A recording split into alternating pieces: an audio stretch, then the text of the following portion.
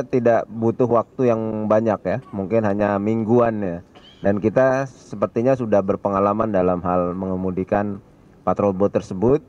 Dan kenapa ditempatkan di IKN? Karena IKN memang saat ini di Balikpapan, di Lanalnya, di Lantamal itu masih kurang untuk patrol boatnya. Dan dari konstelasi geografis, kondisi di IKN itu kan ada sungai, di mana kapal ini untuk di Rapim ini kita akan membahas dari mulai seluruh kegiatan ya, dari mulai Inspektorat Jenderal membahas masalah apa yang harus diawasi, masalah anggaran, kemudian dari seluruh asisten akan memberikan pemaparan-pemaparan, baik dari mulai Asrena, kemudian Asintel, masalah intelijen, masalah operasional oleh ASOP, kemudian masalah logistik, ya, masalah pembinaan potensi maritim, masalah personel, semua dibahas. Termasuk tadi yang ditanyakan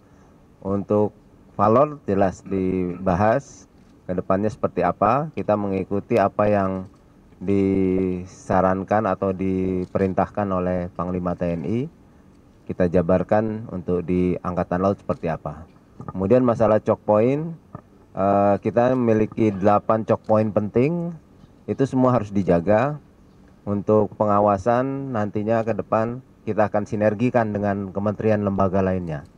Jadi apa yang kurang di TNI Angkatan Laut akan dipadukan dengan kementerian lembaga yang memiliki juga sensor maupun pengawasan pos-pos pengawas yang ada di seluruh choke point itu.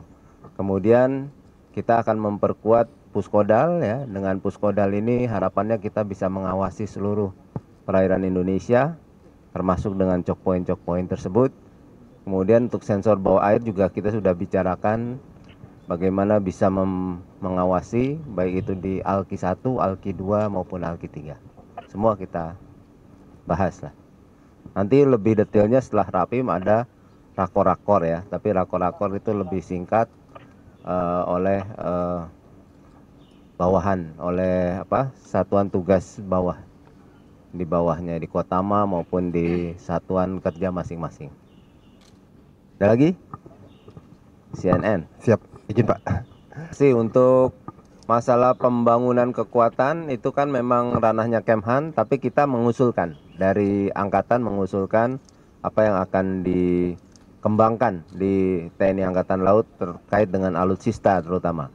Masalah alutsista yang akan diadakan dalam beberapa tahun ke depan mungkin sudah mengikuti kemarin di Itali kita mendapatkan 2 PPA, 2 fregat ya. Walaupun itu OPV tapi itu kelasnya fregat. Nah, kemudian di dalam negeri juga kita membangun 2 fregat merah putih. Kemudian ada 2 light frigate dari Lampung ya, yang sudah kita luncurkan. Kemudian ada beberapa KCR dari Turki. Mungkin nanti akan ada tambahan lagi fregat dari beberapa negara. Ya, mungkin termasuk kapal induk masih dalam pengkajian, tapi kelihatannya kita memerlukan kapal induk untuk kepentingan OMSP terutama ya. Terus doktrin, masalah doktrin kita mengikuti apa yang telah disampaikan oleh Panglima TNI. Ya, di sana kita akan merubah doktrin masalah intelijen. Nanti juga semua perwira, khususnya Pati akan mendapatkan pendidikan intelijen strategis, ya, Intelstrat. Kemudian doktrin peperangan tentunya mengikuti perkembangan teknologi saat ini. Dan kemudian kita mengikuti juga perkembangan lingkungan strategis. Di dalam beberapa perang di Ukraina maupun di Timur Tengah maupun di Laut Merah, kita mendapatkan pelajaran apa kira-kira yang harus dibangun dari pelajaran perang tersebut ya. Baik di Ukraina, bagaimana unmanned system itu menjadi penting. Kemudian peperangan proxy, peperangan cyber, peperangan hybrid, itu semua akan kita pelajari dan kita masukkan dalam doktrin yang baru. Tentu peperangan strategi itu mengikuti teknologi yang berkembang. Saya rasa itu. Ada lagi?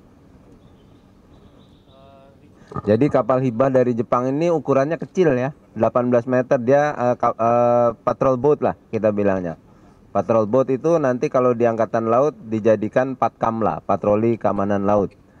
18 meter ukurannya, kemudian untuk sistem kemudinya itu sangat mudah. Jadi mungkin belajarnya tidak butuh waktu yang banyak ya, mungkin hanya mingguan ya. Dan kita sepertinya sudah berpengalaman dalam hal mengemudikan patrol boat tersebut.